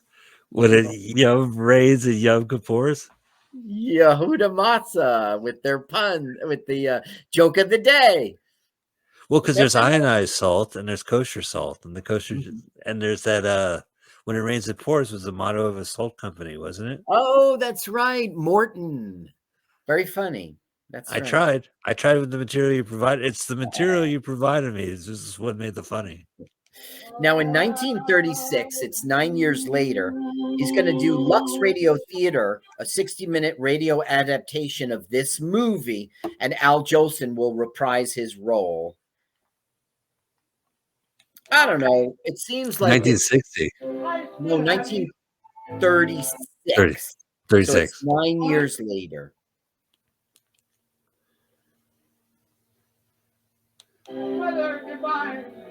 So he's singing and we can't hear her, but she has a card. What? Who has a card? The mother talked, but we got a little interstitial for her. But right, a card. Yeah, that's right.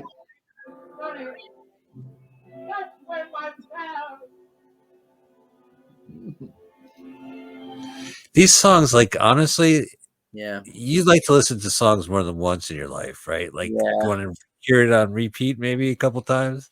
Yeah, Yeah. yeah, yeah, yeah. Oh, I see.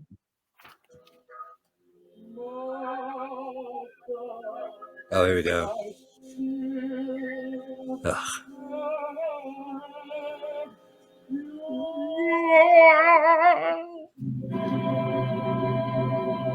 Like, it's all very nice, but the blackface ruins it all because it's Ruins just, it all.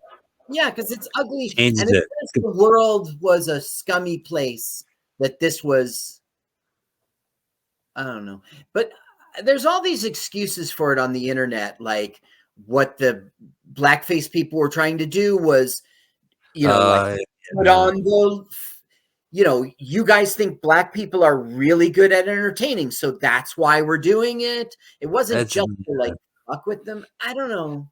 I guess like the only way I could see this is that he debases himself so poorly for the sake of show business that he literally puts himself in this blackface, which is the worst thing he could possibly do. And then realizes, like, I don't know, it's all very crass. It's a shame because, like, again, like for the first half hour of this movie, it was this pretty strong Jewish film. Very much so. Very Yeah. much so. And everything just kind of goes to a crashing halt right now. So now he realizes He's he's got to got flake to on go home. Yeah. And the thing is, he says, no, but your mother reconciled with herself and realized this is your new life. And she's, allowing you, she went home. But the message came from Mary. So not the mom. no, not the mom really did say that right in front of Mary. Knows. Yeah. Emote. Emote. Emote wipe to the next scene. To the mom. Look at she's rocking out. Emoting. Say goodbye. Now, guess who will come through the door? Is it the Grim Reaper? Oh, It's that was awesome. Witcher. Now, this film premiered on Yom Kippur, but the thing is, you're not supposed to go out on Yom Kippur. Wait a minute. No, that was not intentional, though, was it? This film's premiere date and time in New York City at 8:45 p.m. on October 6th was chosen to coincide with the Yom Kippur holiday, which around much of the film's plot is centered. The world premiere was at the Tower Theater in Los Angeles. And at the end, the audience got up on their feet and they said, "I'm so hungry. It's been 2 hours since I had anything to eat." Now, during the original release, many cinemas showed the film fully silent because they didn't have the equipment. Right. Yeah. That's like me with like HD TV. Like it'll be cropped wrong because I don't have the TV for it. They released it in the UK in 1928. Saturday, February 4th, 1928. It doesn't matter. Anyway, the thing is, you're not supposed to be out on Yom Kippur, so I don't get why they did that. Like, they did it for the Christians, I guess. I guess so, because it's calling attention to the holiday and the movie plot. But yeah, no, you don't go out to the movies. No, that's for Christmas. Yeah. Okay, so now we're having the father and son reuniting. They should release this on Christmas Day. This is like the perfect Christmas Day movie. Yeah, that's for all the Jewish people go to the movies or go skiing.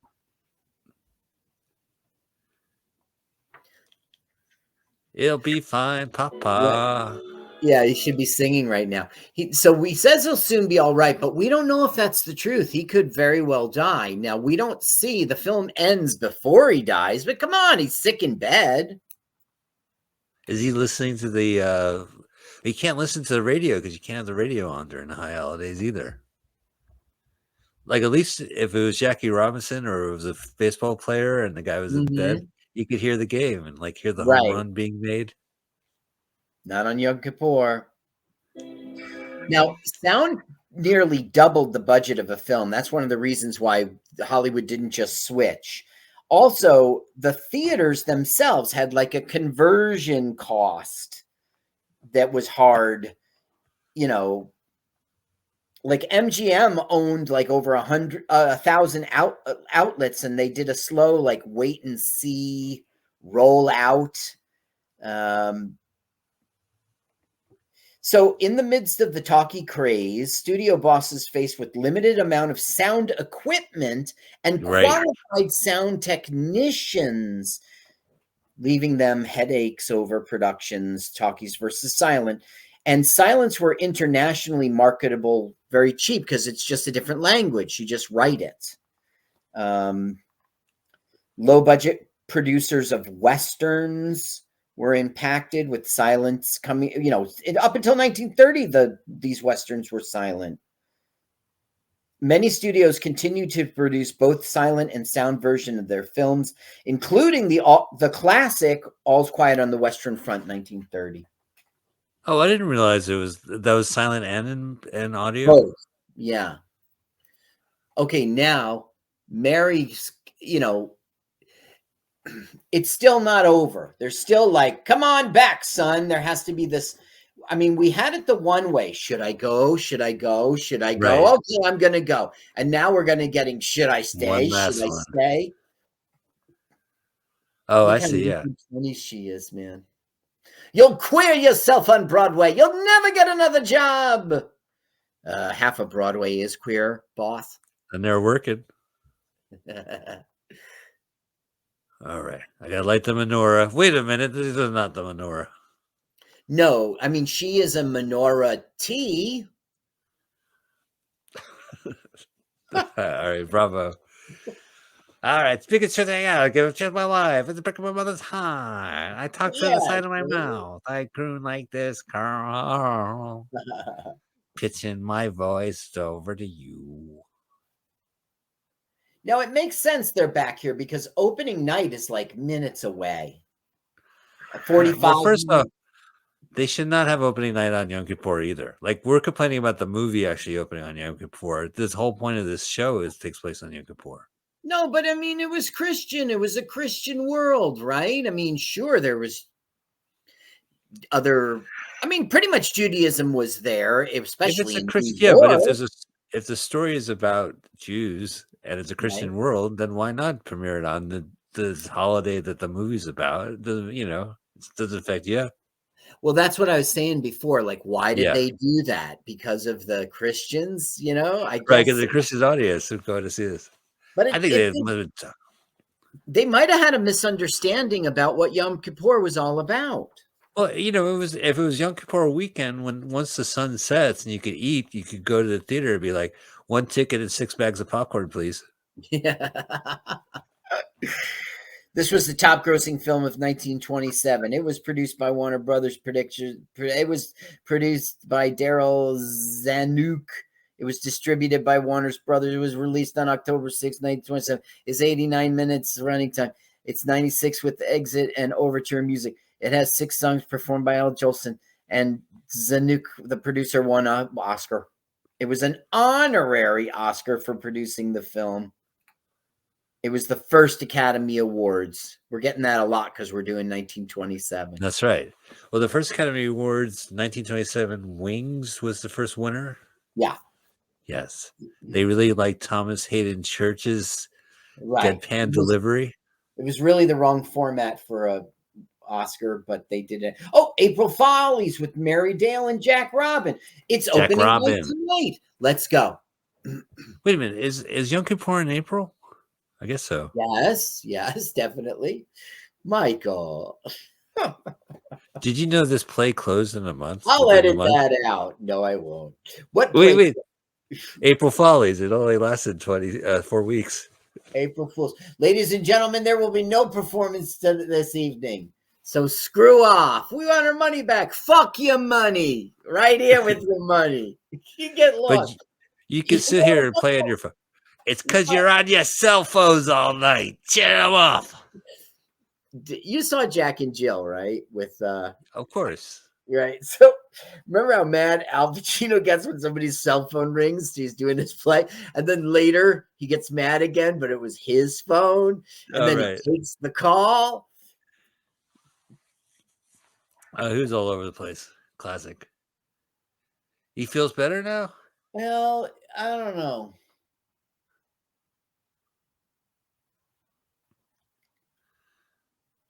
Well, that's good. Come on, let's have an interstitial, please. What's going on here?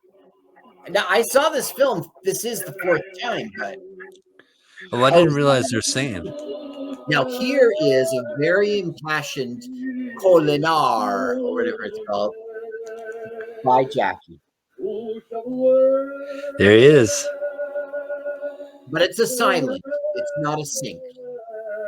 Look how happy Dad is.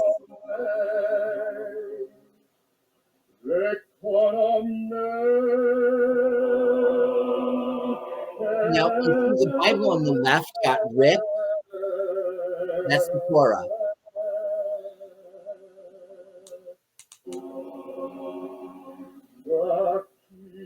Oh, he hears it. Yeah, see, they opened the window for him. We have our son again. See, it paid off that I was a jerk. Oh, no. Uh-oh. Sleepy. Sleepy dad. Still sleepy. Oh. Now, look, his eyes are open. Look, see how they're acting like he's dead?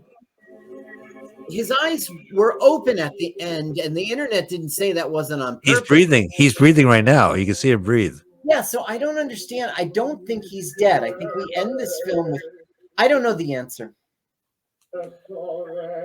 It's going to end on a prayer? Wait, you see the Bible there on the left, Mike? You see the Yes, I ripping? see this.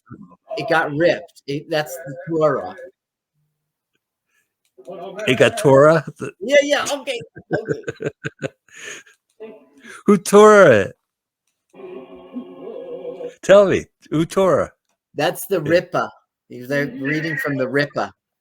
I mean the Torah. Now look, she says a jazz singer singing to his God. She's on board. You know what I mean? And so is he. You know, I mean, maybe they finally realized that they were going to have opening night and have a rabbinical son perform on the eve of Yom Kippur. No, those are the same hats that they wear today contemporarily at White Castle. You know, that's what they told me at White Castle, too. That's interesting trivia. It's on their cups, their coffee mugs. There we go. Finally.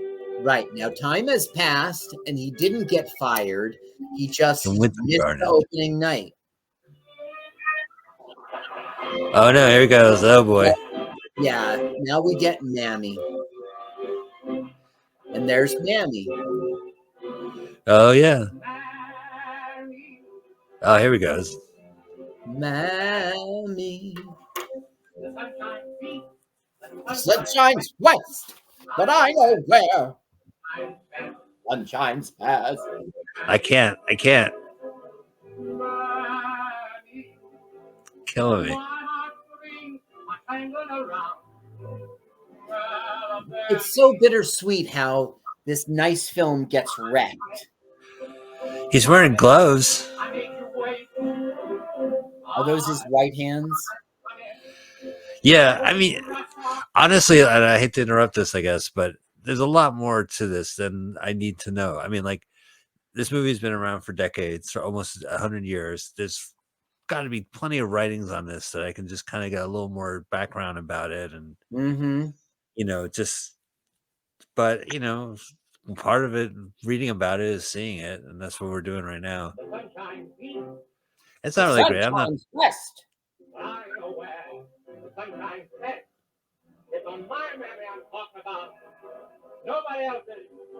My little Mammy. Mary loves it.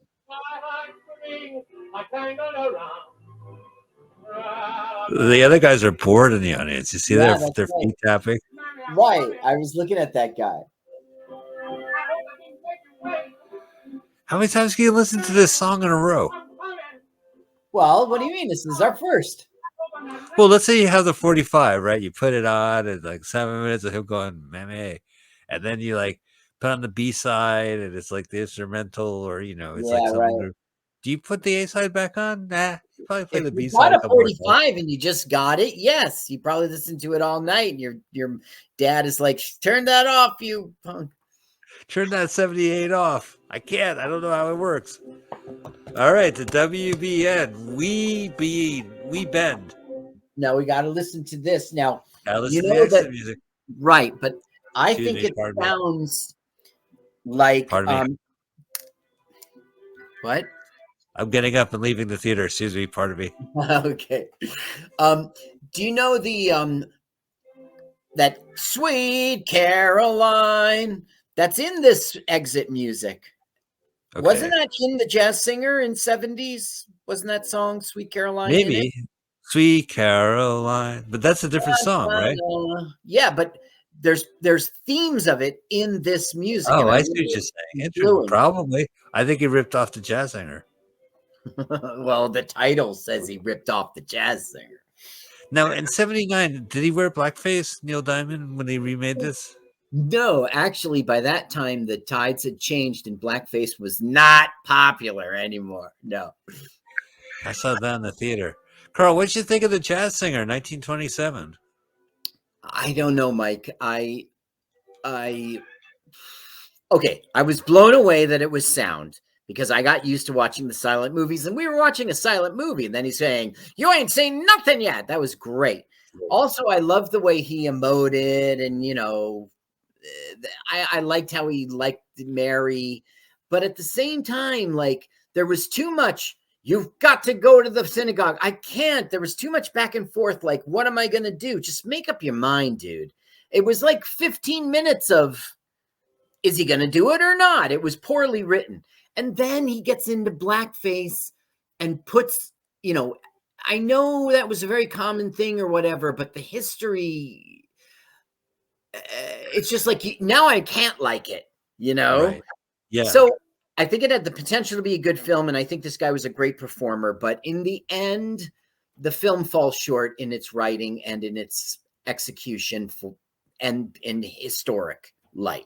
Yeah, I'm gonna agree with you. And to watch him actually put the makeup on, it's hard. It's always hard to watch. So it's and there's some, I don't know. Yeah, I agree. I'm glad we saw it. It's Yeah, not really I'm glad we saw it. I would put it as out for entertainment, but it's out there in the public domain, and we just saw it on YouTube. It's a piece of history, so yeah, piece of history. Better we know it. Yeah, and read up about it, learn more. So that's what I think I'll do after this. So that's good. Some movies, I read about it and then I see. Some movies I see and then I read about. So that's that. Now, Carl, we have a list of movies that we'll be watching in the next couple of weeks. Yes. Do you have on the list the next week's movie?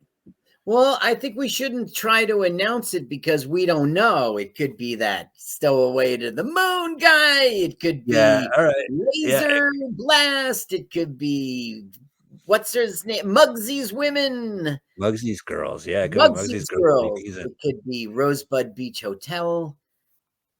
Okay, so we got a lot of things brewing here in 23, and we want to thank you for watching a movie with us, The Jazz Singer from 1927.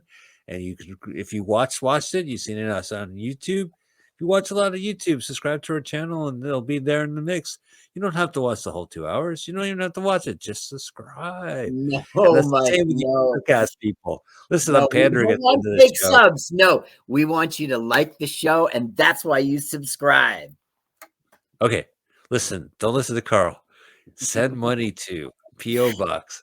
All right. Well, anyway, that's been our show. Next week, we'll have another full-length movie here. Make sure you listen to us first on mutinyradio.fm on Sunday, 2 p.m., where you have to find the YouTube and watch the movie, sync it up, or listen to the podcast at your leisure and also sync it up, or just watch the YouTube channel where Carl has already synced up the movie, and we'll be back next week. Thank you, Carl. Let's watch a full-length movie on YouTube with Mike Spiegelman. Let's watch a full